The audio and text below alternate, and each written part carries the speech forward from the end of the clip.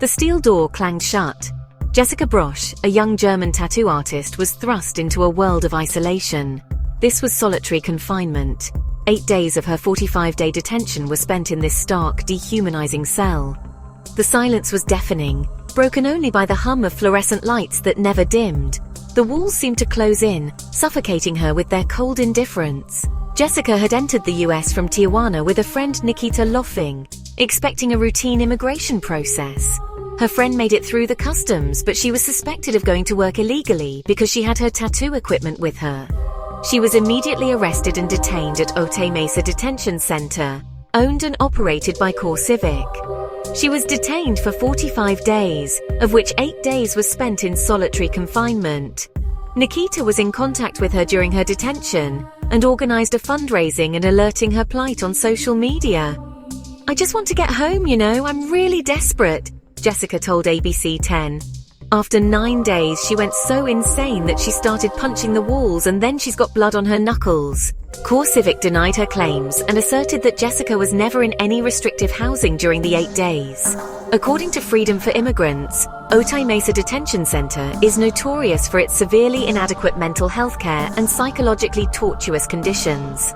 Her friend highlighted her plight on social media, and fundraising was carried to help her get help to be released. They only released her on March 11 after a harrowing 45 days. Otay Mesa Detention Center is a notorious place. Regardless of the duration, the experience left an indelible scar on Jessica's psyche. The trauma of solitary confinement is well documented, often leading to anxiety, depression, and even psychosis. The fear, the uncertainty, the loss of freedom. These are the invisible shackles that bind detainees, leaving them emotionally scarred long after their physical release.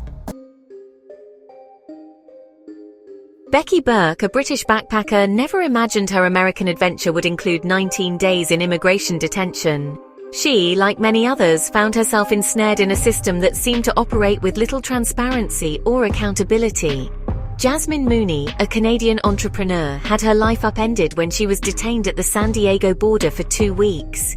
She was in the process of obtaining an approved work visa. What was most shocking was the lack of explanation for their detentions. In a system where ICE and CBP throw the book at legitimate travelers through ESTA, or has obtained a tourist visa and arrest and detain them at the slightest suspicion, their cases highlight a new and increasing disturbing trend. The arbitrary detention of foreign nationals, as well as green card holders, often without cause or legal recourse. The US, once a popular tourist destination, has become a dystopia as the emboldened ICE and CBP terrorize travelers. The Trump administration's stricter border policies and tighter visa vetting have created a climate of uncertainty and apprehension. What was once a relatively straightforward process has become a minefield of potential pitfalls, with even those holding valid visas or residency permits finding themselves subject to scrutiny and detention. The lack of due process and access to legal counsel only exacerbates the vulnerability of those caught in the system. Without proper representation, detainees are often left to navigate the complexities of immigration law on their own, facing an uphill battle against a system that seems designed to keep them silenced and disempowered. Fabian Schmidt, a German green card holder and US resident since 2007, became another victim of this system's harsh realities. Arrested at Boston Logan International Airport on March 7, 2025, he was transferred to a Rhode Island detention facility. His alleged crime? The details remain shrouded in mystery. What is known is that Fabian was subjected to what can only be described as an aggressive and dehumanizing interrogation. He alleges being stripped naked and forced to endure a freezing cold shower and subjected to relentless questioning. The German consulate in Boston, alerted to his plight, has been providing consular support. His case is a stark reminder of the erosion of due process within the US immigration system. The presumption of innocence, a cornerstone of any just legal system, seems to have been cast aside. The use of such aggressive tactics, often bordering on psychological torture, has become increasingly commonplace in immigration detention centers. Detainees are often subjected to verbal abuse, threats, and intimidation. These tactics are not only morally reprehensible but also counterproductive, often leading to false confessions and hindering the ability of authorities to gather accurate information. The erosion of due process within the US immigration system is a dangerous precedent. It undermines the very foundations of justice and fairness, creating a climate of fear and suspicion. When individuals are deprived of their fundamental rights, it erodes trust in the legal system and creates a slippery slope towards authoritarianism. Lukas Seelaff, a German tourist visa holder, knows firsthand the power of advocacy. Detained for 19 days at the US-Mexico border while returning with his fiancée, his release came only after a social media firestorm and the intervention of the German consulate.